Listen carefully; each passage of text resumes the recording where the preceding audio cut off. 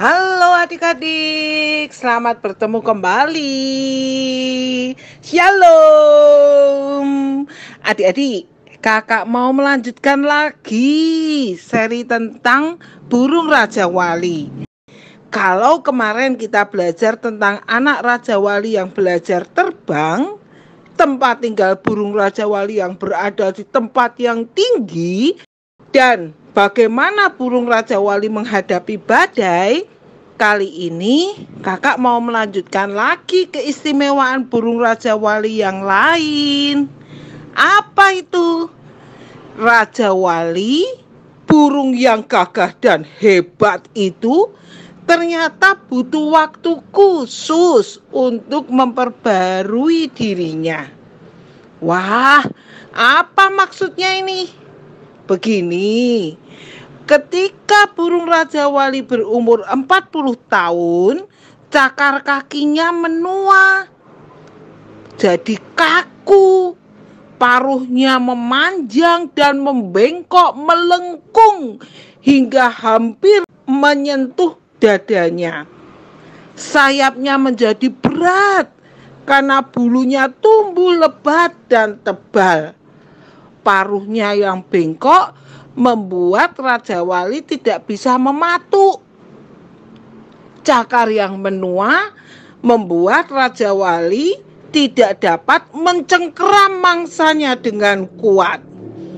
Dan bulunya yang tebal membuat Raja Wali sulit terbang. Wah, repot nih. Gak bisa cari makan, gak bisa makan, dan gak bisa terbang. Bisa mati ya. Benar adik-adik. Raja Wali dengan kondisi itu hanya menunggu mati. Tapi ada pilihan lain, yaitu Raja Wali yang cakarnya menua, paruhnya membengkok, dan bulunya lebat itu bisa menjalani pembaruan diri. Wah, gimana caranya ya? Caranya, pertama, ia harus mematukkan paruhnya yang panjang dan membengkok itu pada batu yang keras. Dipatuk-patuk terus sampai paruh panjang dan bengkok tersebut terlepas. Wow, jadi nggak punya paruh ya? Iya, setelah lepas, Raja Wali itu harus menunggu tumbuhnya paruh yang baru.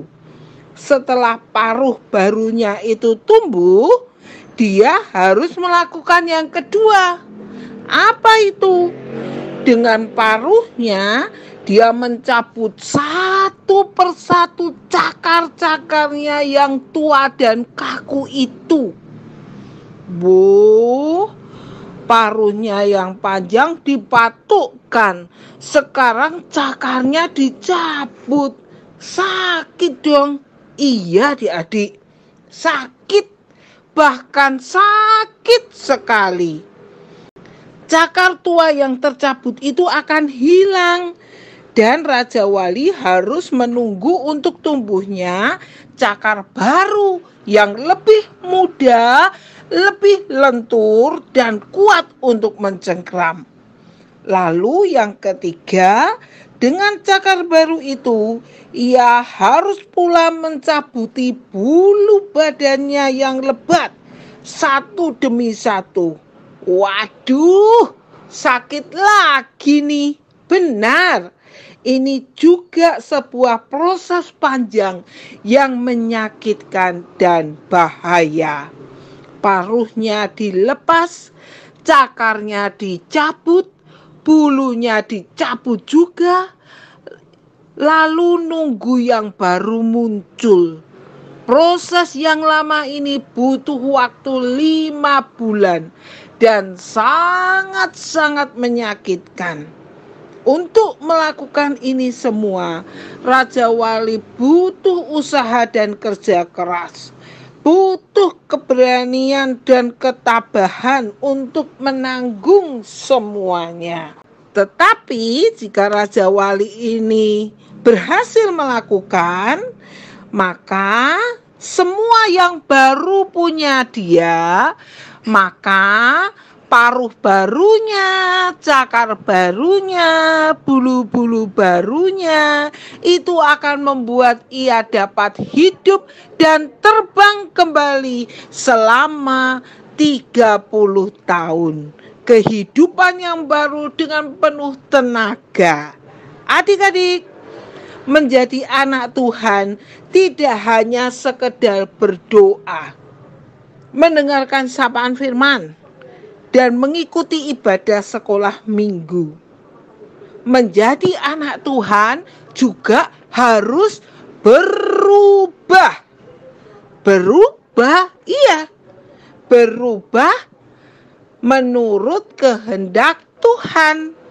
Roma 12 ayat 2 mengatakan, janganlah kamu menjadi serupa dengan dunia ini, tetapi berubahlah oleh pembaharuan budimu, sehingga kamu dapat membedakan manakah kehendak Allah, apa yang baik, yang berkenan kepada Allah, dan yang sempurna. Mendengar sapaan firman setiap hari itu baik. Tetapi lebih baik lagi kalau sapaan firman yang didengar itu disimpan di dalam hati dan dilakukan. Mengikuti ibadah sekolah minggu itu sangat baik, tapi akan menjadi sangat baik jika adik-adik itu juga menyimpan ibadah itu dan melakukannya. Jangan dipilih-pilih, yang suka dilakukan, yang tidak dilakukan, yang menguntungkan dilakukan, yang merugikan, membuat aku tidak nyaman, tidak kulakukan. Nah, apa yang tidak baik di dalam diri kita? Rasa sombong, ingin menang sendiri, semua harus aku yang nomor 1, semua harus aku yang lebih banyak, malas, atau gampang iri hati. Nah, itu seperti paruh yang panjang, itu seperti cakar yang kaku, itu seperti bulu yang lebat yang harus kita buang. Meskipun itu membuat kita tidak enak, meskipun itu membuat kita tidak nyaman, tetapi percayalah adik-adik, dengan pembaharuan yang kita lakukan itu akan menyenangkan hati Tuhan, menyenangkan sesama, dan membuat diri kita menjadi lebih baik. Oke, Tuhan Yesus memberkati kita semua untuk selalu memperbarui diri. Tuhan Yesus memberkati. Bye-bye. Selamat hari Sabtu.